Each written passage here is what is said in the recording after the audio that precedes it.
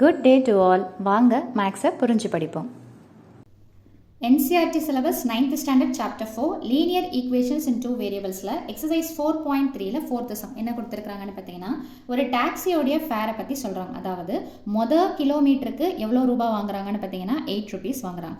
சப்சிக்யூவன்ட் distance அதாவது மீதி இருக்கக்கூடிய கிலோமீட்டர்ஸ்க்கு ஒரு கிலோமீட்டருக்கு 5 ரூபாய். கிலோமீட்டருக்கு மட்டும் 8 rupeesம் மீதி இருக்கக்கூடிய கிலோமீட்டர் ஃபார் எக்ஸாம்பிள் நீங்கள் 10 கிலோமீட்டர் போகிறீங்க அப்படின்னா ஃபர்ஸ்ட் கிலோமீட்டர் வந்துட்டு என்னென்னு பார்த்தீங்கன்னா 8 rupees. அப்போ மீதி இருக்கிற 9 கிலோமீட்டருக்கு நீங்கள் எவ்வளோ பே பண்ணால் போதுன்னு பார்த்தீங்கன்னா 5. அதாவது 9 into 5 9 into 5ன்ற மாதிரி பண்ணணும். ஸோ டிஸ்டன்ஸ் கவர்டை என்னென்னு வச்சுக்க சொல்கிறாங்கன்னு பார்த்தீங்கன்னா எக்ஸ் கிலோமீட்டர், டோட்டல் ஃபேர் மொத்தமாக ஆகக்கூடிய செலவு எவ்வளோன்னு பார்த்தீங்கன்னா ஒய் அப்படின்னு சொல்லிட்டு வச்சுக்க சொல்கிறாங்க. ஸோ இதுக்கு நீங்கள் ஒரு லீனியர் ஈக்குவேஷனை போட்டுட்டு அதுக்கு நீங்கள் கிராஃபிக்கல் ப்ரெசன்டேஷன் சொல்லணும். இதுதான் இந்த சம்முடைய டெஃபினேஷன். ஸோ என்ன அப்படின்னு பார்த்தீங்கன்னா ஃபர்ஸ்ட் கொடுத்துருக்கிறத எடுத்து எழுதுவோம்.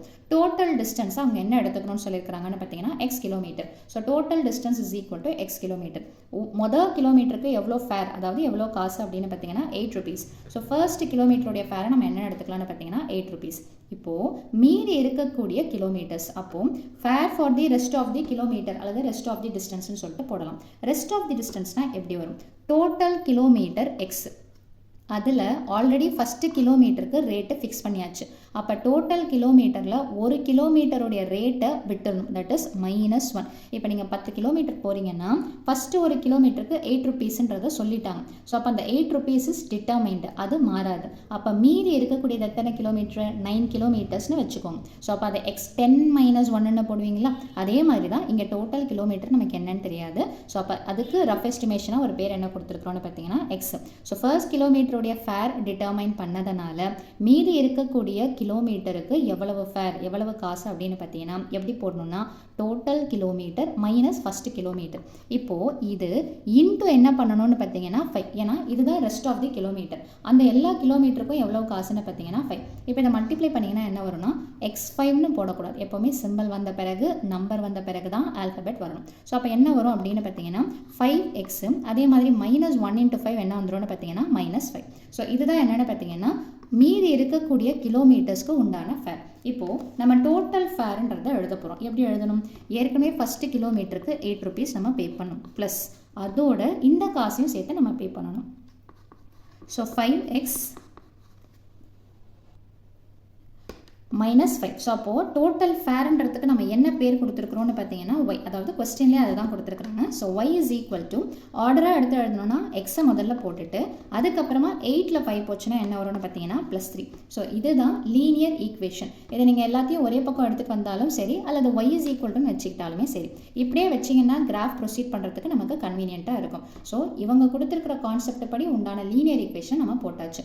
இதுக்கு கிராஃபிக்கல் ப்ரெசன்டேஷன் நம்ம பண்ண போகிறோம். ஸோ இப்போ Y is equal to 5x + 3 என்ன பண்ணலாம் அப்படின்னு பார்த்தீங்கன்னா ஒரு தோராயமான ஒரு வேல்யூவை நம்ம சப்ஸ்டியூஷன் பண்ணால் போதும். ஒரு 2 பாயிண்ட் அதாவது ஒரு லைன் வரையறதுக்கு கிராஃபிக்கல் ப்ரெசன்டேஷனில் 2 பாயிண்ட்ஸ் நம்ம கண்டுபிடிச்சாலே அதோடைய வேல்யூ நம்ம ஈஸியாக போட்டோம், அதாவது ட்ராயிங்கை ஈஸியாக போட்டுடலாம். ஸோ ஃபஸ்ட் நம்ம என்ன பண்ணலாம் அப்படின்னு பார்த்தீங்கன்னா x is equal to 0ன்னு சொல்லிட்டு இதில் சப்ஸ்டியூஷன் பண்ணுறேன்னா என்ன வரும்?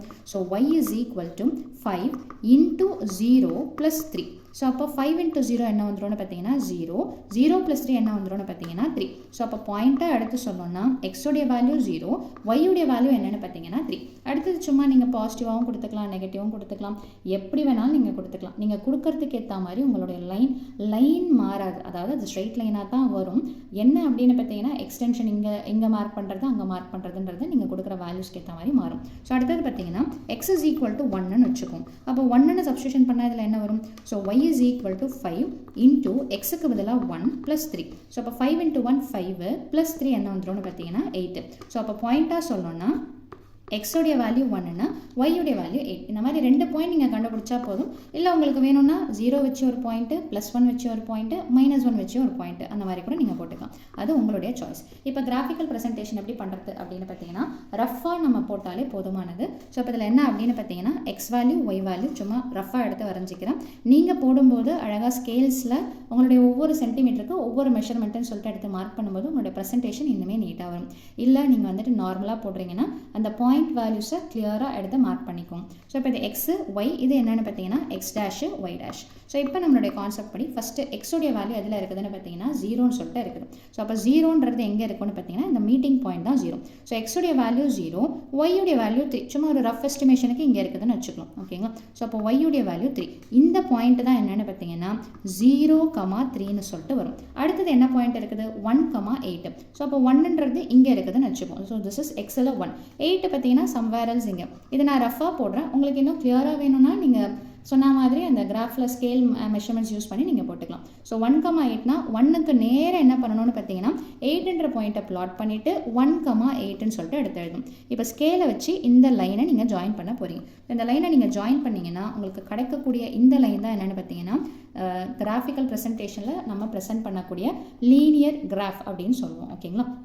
ஸோ இந்த கிராஃப் மேலே இந்த ஈக்குவேஷன் பேர் என்னவோ அதை கூட நம்ம எடுத்து எழுதிக்கலாம். ஸோ இங்கே எனக்கு கன்வீனியண்ட்டாக இல்லை, நீங்கள் போடும்போது உங்களுக்கு ஈஸியாக ப்ரெசென்ட் பண்ண முடியும்.